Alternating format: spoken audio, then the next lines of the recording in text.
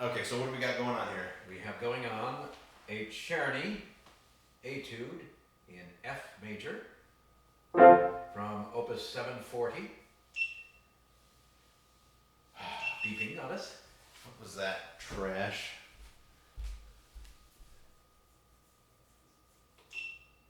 Okay, that's recording. They're both recording, so misbehave thing. Okay. I can't remember which number it is. I'll have to look that up. Now, there are 50 of them. That's why I can't remember which number it is. Oh, that's a lot. Yeah, there's a lot of etudes. A lot of etudes. And they're meant to be played very, very fast. And so the goal here is to make them playable for people who are, as we say, technically ungifted. People who can't play too good. So this is the way I like to play them. this is the way you like to play them. I do, yeah, because they're too fast. They go.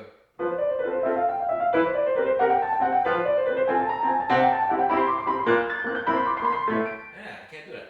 So we're going to do the technically ungifted way, which is like this. We're going to make it musical, so it still sounds good, but you don't have to play it so fast.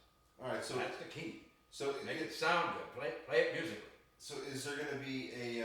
Why don't you do this? Let's play. So I'll give you a little. Why don't you play it through once, and then let's break it down. So we'll give it a shot here. I don't know if I can play it right. We'll see what happens.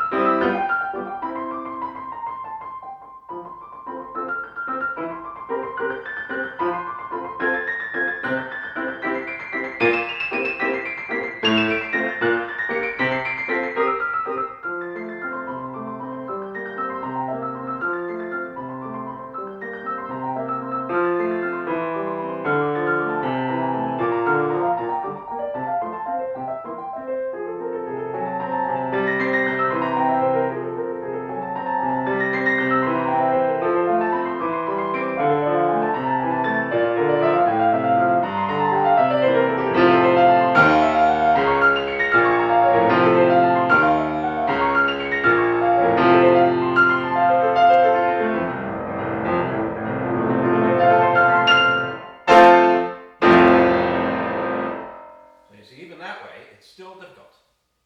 You're not kidding. Yeah. So, but it's musical enough that it works. So you don't have to go crazy like.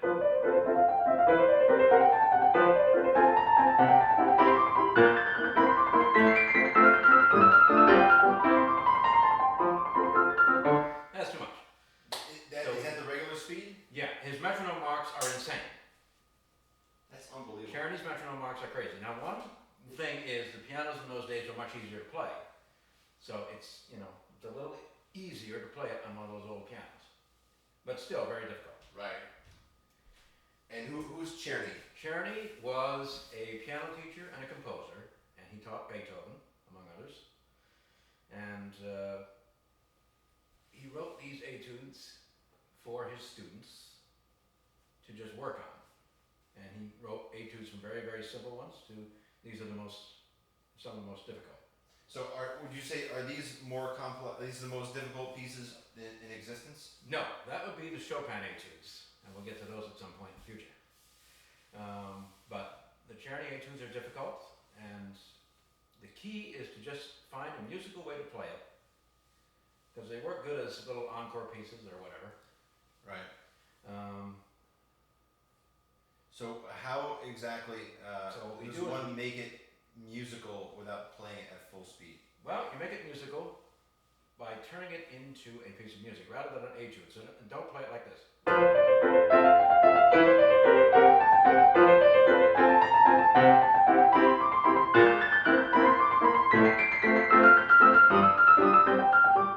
That's terrible. That sounds very robotic. Exactly. So what you want to do is you start off softly. You start off with a little bit of, you bring it up. You get to the high point here, and then you bring it down. And you start over, and you can even make a little pause in the tempo. So you,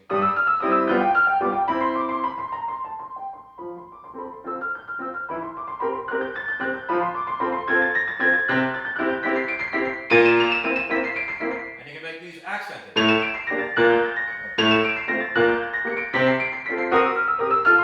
And a little break there, and then you come in soft again. And you can use a little pedal instead of doing all. You can give us a little pedal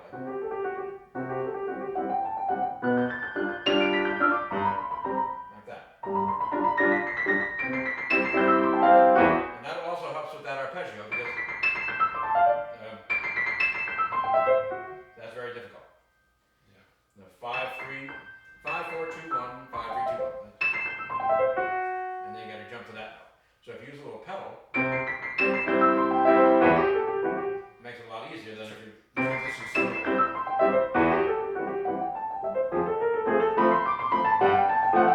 So then, and now we have a soft section with a big accent.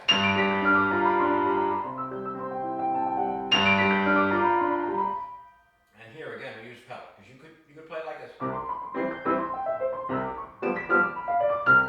But because you have to jump, so 3, 2, 1, 5, 5. If you use pedal, you can make that a little easier.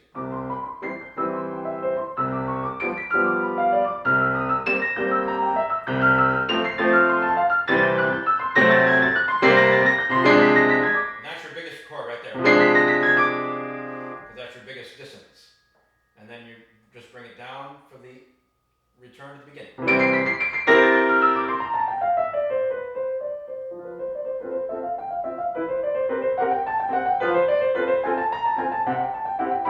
And you repeat the entire beginning, and then when you get to the end, again, this is going to be like the middle.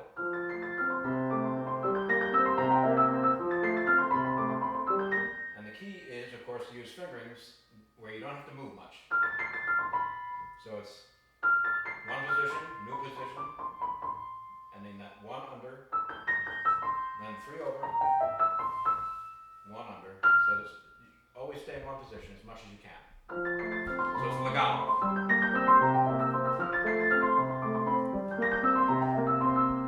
Now, Can you show that position again, please? so here you go. Actually, I put it through.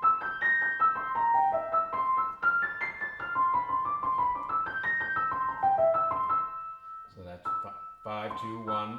Now, when you get to this section, for once, we're going to make the left hand important because the left hand has this little.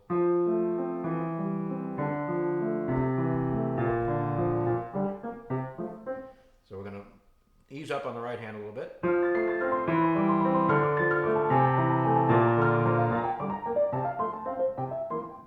And just take a little break there. Because you got that little chromatic thing which you don't have anywhere else.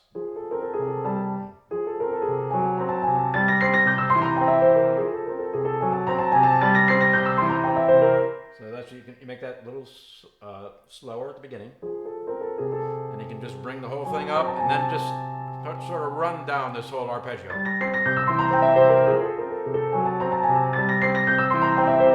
And then again we have.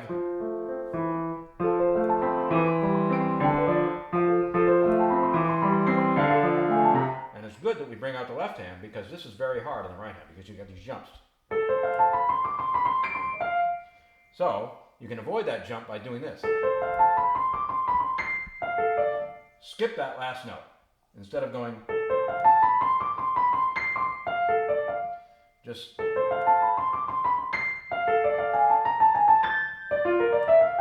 you skip the last note of each of those right hand things and nobody notices because you're bringing this out.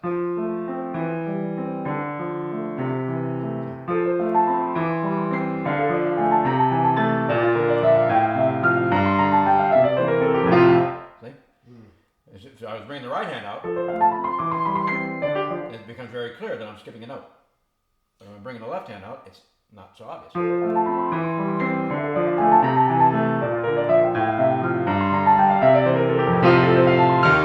And again, you can arpeggiate that chord so that it makes it easier to get in position.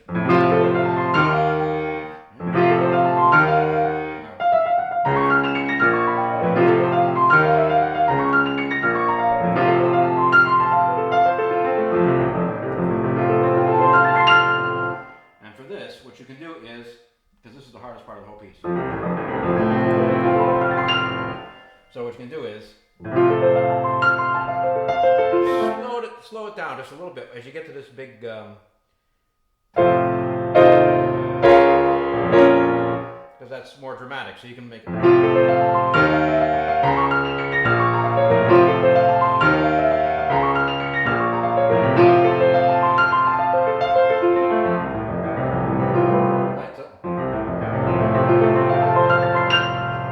Fast anymore. So from what I'm gathering, and tell me if this seems correct, like the use of pedal with sustain and the use of like greater dynamic range and with respect to like the notes you're hitting, that allows the piece to kind of come alive and exactly. Even though you're slowing it down, it's not boring or it's not uninteresting because you add those things. Exactly. Now, of course, always behind it all has to be a very confident fingering. You have to have all your, like,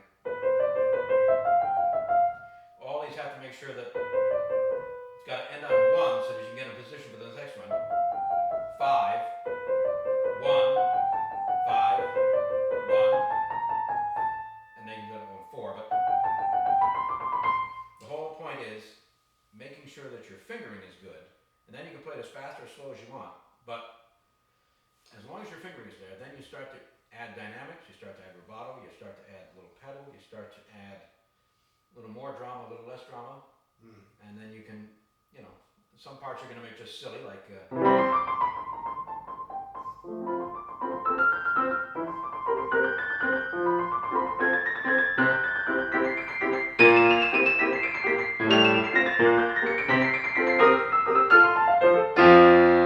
I'm holding back. Right. As opposed to just Right, yeah. Just dull, right? It's not as exciting. Definitely. Right. So if you're going to play it slower, see, when you're playing it super fast, you should still do all these things. But it's not as critical because the mere speed of it is going to make everyone go, oh wow.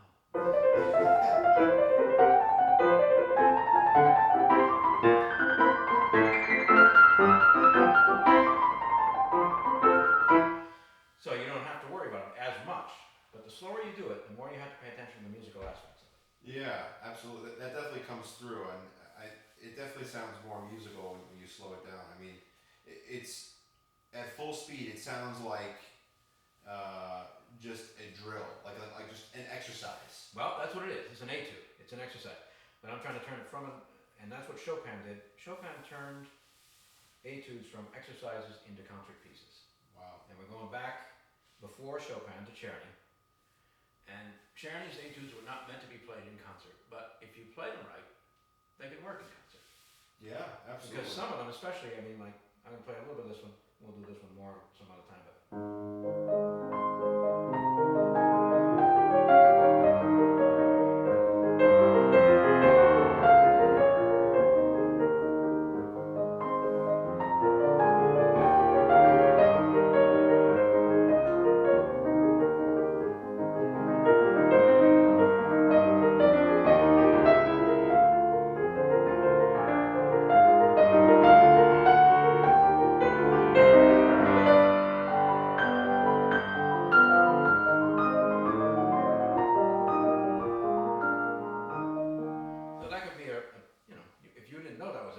very musical. Right. Yeah. And again, you could play it like this.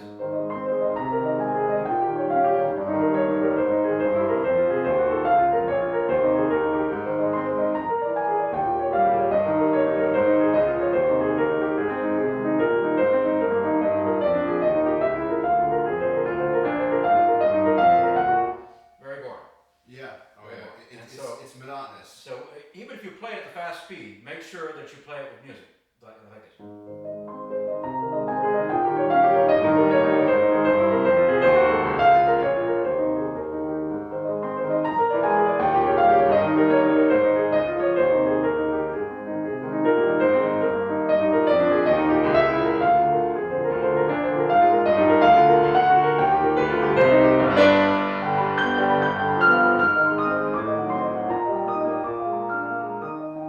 So even if you play it, so whatever speed you play at, make sure it's musical, Right. always. But like I said, if you make it a piece of music first, you can almost get away with it at any speed. Now, regarding the fingering, is that something that you create yourself, or is it? For the most part, yes. Or is it like more individualistic? No, It's more of a rule than an interpretation. well, I mean, everybody's going to have their own particular fingerings for things, but for the most part, these things, there are only a few different types of fingerings you can use. Right. That work. That will work, yes, because if you have to minimize movement, because even when you're playing it slow, you're playing it fast, right? So like when we're doing this one, your favorite.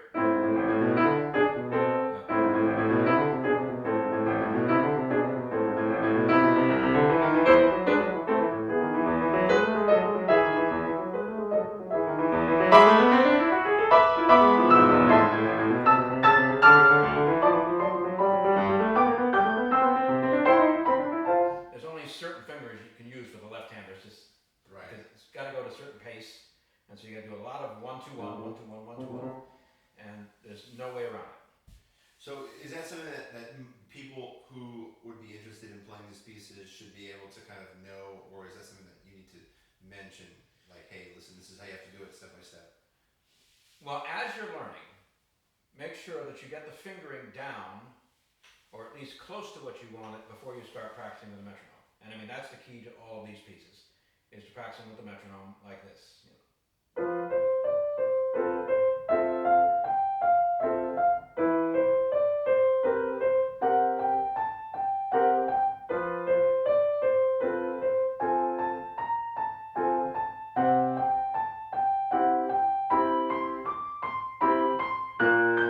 And even when you're playing it with the metronome, play it musically. So start up soft.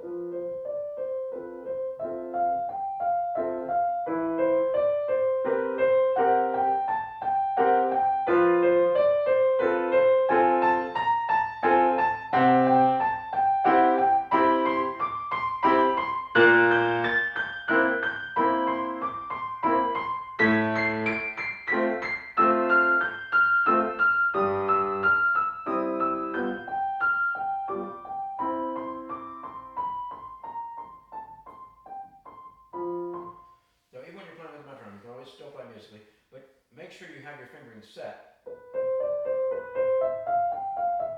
Because if you're jumping around, you'll never be able to, you need the metronome to memorize the fingering as much as the notes. Right. So that's how we do that, always. Now, of course, my metronome is different than everybody else's, but... Yes. I know. You can always do like a video of that one just by itself. Yeah. Oh my goodness. So, all right. So, is there anything else you want to add? I guess for episode 1 here. So that's just a start for the. We'll do a couple more of the Czernys, and then maybe in the future we'll do some of the Chopin etudes. Now, do you want to? From a non-piano player such as myself, like listening to this, that's more like a high-level flyover. It's not getting into the like nitty-gritty as much. Is that something that you want to do? We can. I can, Okay. make it more. I guess I guess we could just see what people comment